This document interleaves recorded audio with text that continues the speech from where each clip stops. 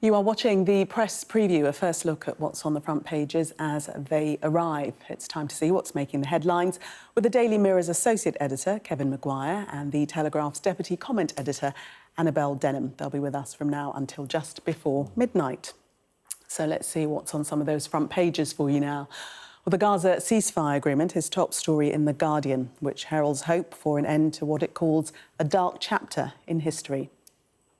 The Times says news of the agreement brought ceasefire joy on both sides of the conflict. The Financial Times offers a note of caution, pointing out that the Israeli Prime Minister has yet to confirm that a deal is done. The Express speaks to nurses about their upsetting experiences treating patients in hospital corridors in the light of a new NHS study about to be published. That story is also lead item for the Daily Mail. The Mirror calls it chaos in hospital corridors. The Metro leads with the story of a man who spent 17 years in jail, wrongly convicted of rape, but has still not received compensation, 2 years after being cleared. The Telegraph returns to a story from Tuesday and a growing row over whether Sinn Féin's Gerry Adams should be paid compensation for the time he was detained during the Northern Ireland Troubles. The Sun reports that the man convicted of the murder of schoolboy Jimmy Mizzen in 2008 has assumed a new identity on his release from prison and has recently had his rap music featured on the BBC. And on a much lighter note, The Star has a story about cream eggs. Why, you may ask? Well, we're joined tonight by Kevin Maguire and Annabel Denham. We're not going to be looking at that story. We're starting with much more serious matters. In the front page of The Times, pictured there, one scene in Gaza, on the left, the scene on the right, the scene in Tel Aviv. This is the ceasefire joy on both sides, The Times is calling it, Kevin. Yeah, it's a lead story in 3 papers, and they have those pictures, Gaza and Tel Aviv. And the relief and the joy it's palpable, isn't it, after 15 months in which it started with the Hamas pogrom, 1,200 Israelis killed, 251 taken prisoner, and then the overwhelming force, by Israel, which has led to accusations of war crimes on both parts. The Hamas health ministry puts a death toll at 46,000. The Times say 10 to 15,000 of those were Hamas fighters. Well, that would mean 30,000 plus weren't Palestinians, many of them women and children. The Lancet thinks the death had research recently showing the death toll, or putting the death toll estimated at much higher. So you've got to hope this sticks, and then it's what happens after that. But of course, the hostage release deal is very complex in 3 phases, the third phase being the bodies of those who are dead.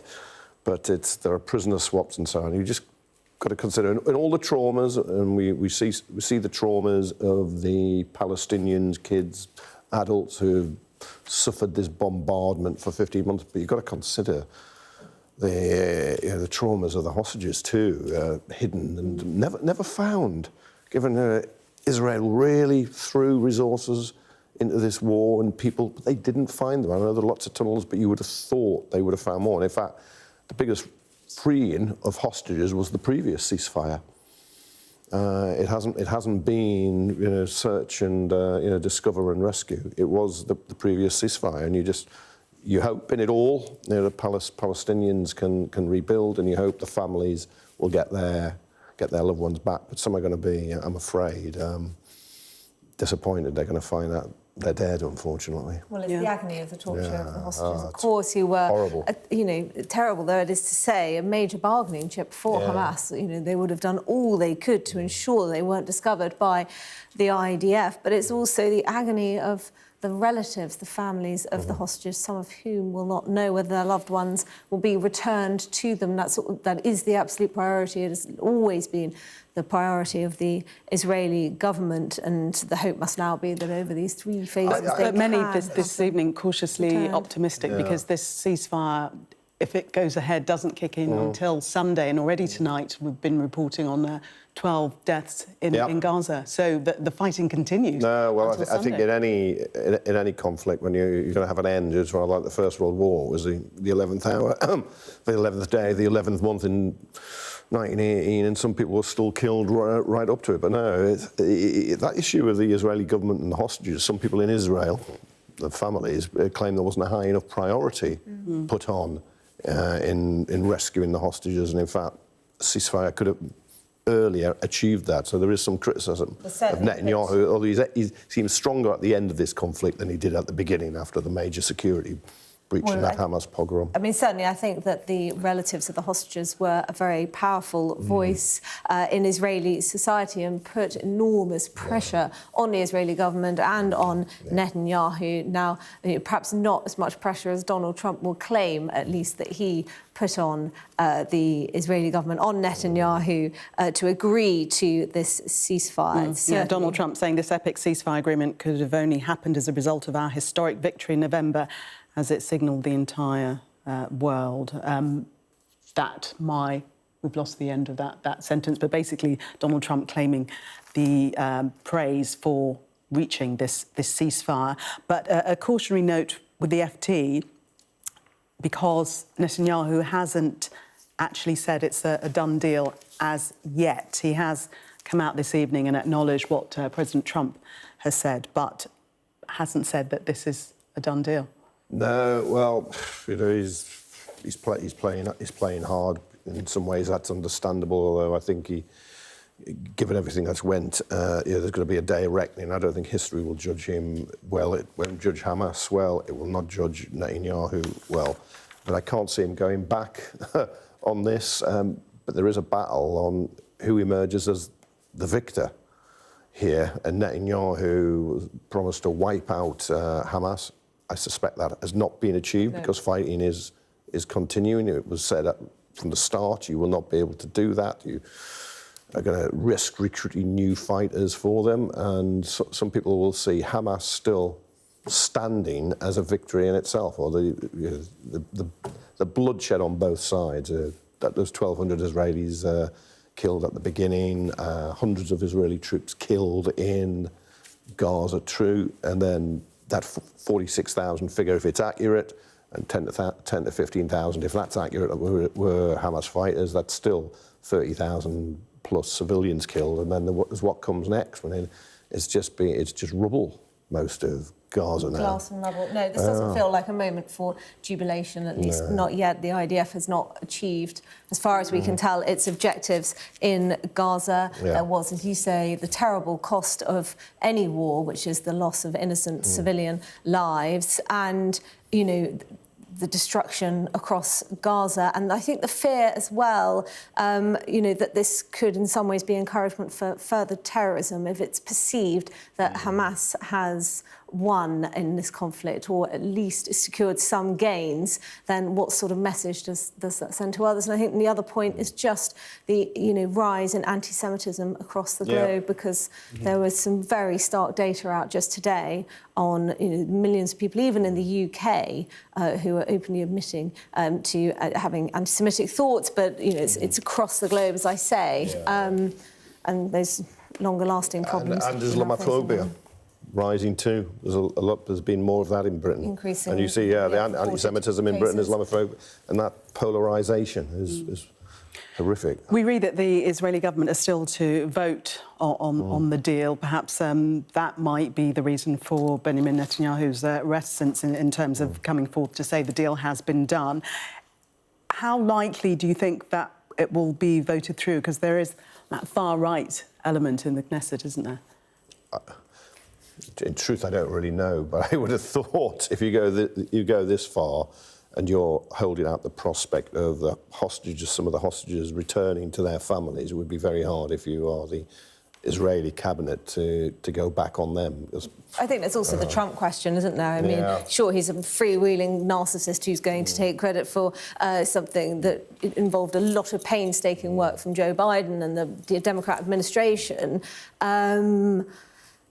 So it'd be very difficult, I think, for Netanyahu now to perform what, at least from the outside, is going to look like a U-turn, not proceed with the agreement. But the second question is, how long will the ceasefire last? Because the previous time, it was about 8 days. And we have to hope that this one will indeed hold. But certainly there will be that pressure, with the inauguration of Donald Trump next week.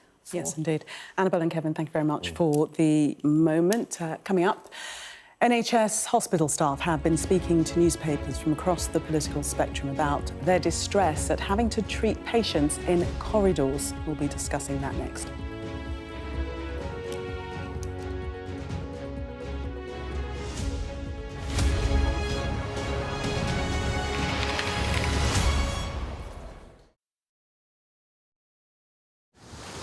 Many people have told me that God spared my life for a reason. President for a second time. That reason being to save our country, he said. A remarkable moment, isn't it? Another chance, another 4 years. The question is, what does he do with those 4 years? Watch the inauguration of Donald Trump as he becomes president for the second time. So help me God. Congratulations, Mr. President. The full story, first on Sky News. Mayhem in the Middle East, rippling in America's West. Get back! Get back! The resolve of these protesters is now being seriously tested. I saw police being forced or pushing young men and women to the ground as they made almost 100 arrests. None of this is a peaceful protest. I'm Martha Kellner and I'm Sky's US correspondent based here in Los Angeles. How are you feeling? I am angry. It is an anti-woman agenda. Sky News, get the full story first. Will the cold affect your voters? Well, we have a lot of tremendous support, but it's nasty out there. Can you beat Donald Trump, Governor? President Biden, do you trust President Xi? President Biden says that this meeting went well. He said real progress was made on a whole host of issues. Will your candidates win? I hope so. I think they will. I think they're great candidates. There's no doubt that Kamala Harris and her team are harnessing the power of social media. Do you think Kamala is brat? Kamala's brat. Are you scared? Yeah, we were scared. It was terrible. Strong wind, building tearing down. As them say, our God works, so we can't do nothing. The people here know that worse storms may well be on their way. Free, wherever you get your news. Excited. I've had severe nightmares of these people coming in and just taking me in the middle of the night. Ghislaine Maxwell has pleaded not guilty to all 6 charges against her. Mum, how are you feeling today? Jeffrey said, you answer to Gillian, you just don't cross her.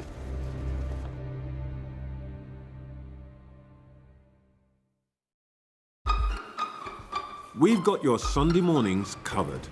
From the front page and the sounds of the streets to the voices of the people who make the major calls and big picture politics beyond Westminster. We'll put you at the heart of our story. A new start to Sunday. I'm ready. Are you? Join me, Trevor Phillips, Sunday mornings on Sky News. Weeknights on Sky News. This is your chance. Tell people. Welcome to the Politics Hub. Our police force has apologised. If you want to find out about Grimsby, you come to the docks. I'm live in Jerusalem. Are you not concerned that that could lead to all-out war? Hello there, good evening. There are fears of an upsurge in violence. What's at stake here? You are watching the press preview, a first look at the front pages as they arrive. Welcome back. You are watching the press preview. Still with me, Kevin Maguire and Annabel Denham. Let's have a look at this rather shocking story, I might say, in several of the papers. And it's about the state of the NHS. Some reports saying it's like a horror scene in a movie, patients being treated in corridors. Some reports saying they've been treated in car parks.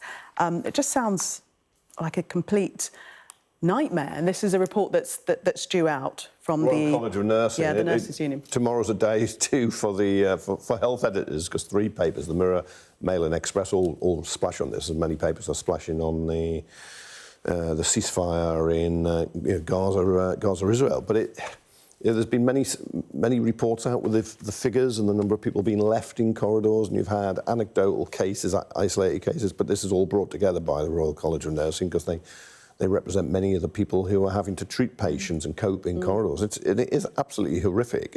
I mean, the amount of dead patients are lying undiscovered for hours in A&E because staff are too overstretched to notice. And it is... We spend a lot of money on health. We're one of the world's bigger economies. And for this to be happening is terrible. And each individual case will be awful. You go to hospital, you're not well, you need treatment, and you're parked on a trolley in a corridor and not getting the care you deserve, and people will suffer and die as a result, and that's what's happening. And the Royal College of Nursing is right with this report to actually get it out there, because you'll get action.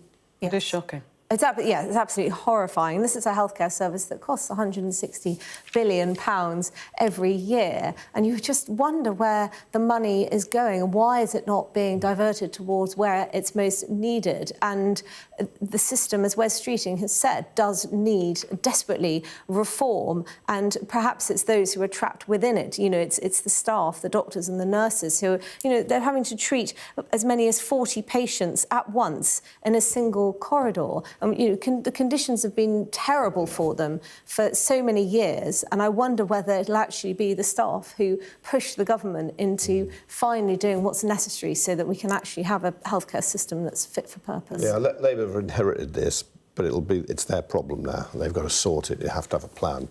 There's extra cash going from the budget, very controversial. The employers' national insurance increase, but it's not just filling the black hole, however big that is, but it is also going to invest extra $25 billion in the NHS. And you want scandals like this to end from that spending. Just time to go to the Times and the story in BAFTA. Despite the Academy's 50-50 long list, just one female filmmaker has made the final cut. Questions being raised as to whether they have to address this imbalance.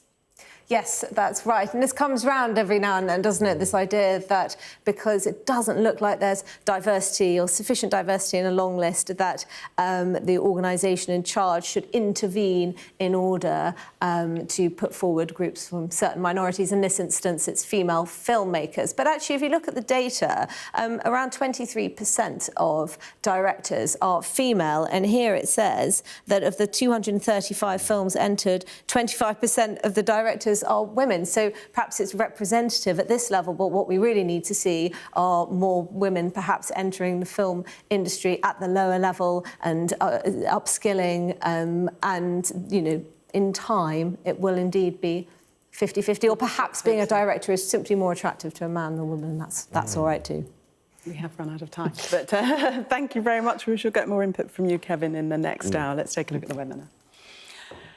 Well, it'll be mild and quite settled all week, with overnight fog and variable, often large amounts of cloud. England's southeastern quadrant will have a mild, rather dull and locally drizzly start tomorrow, but it'll be colder elsewhere, if brighter, with frost or ground frost possible.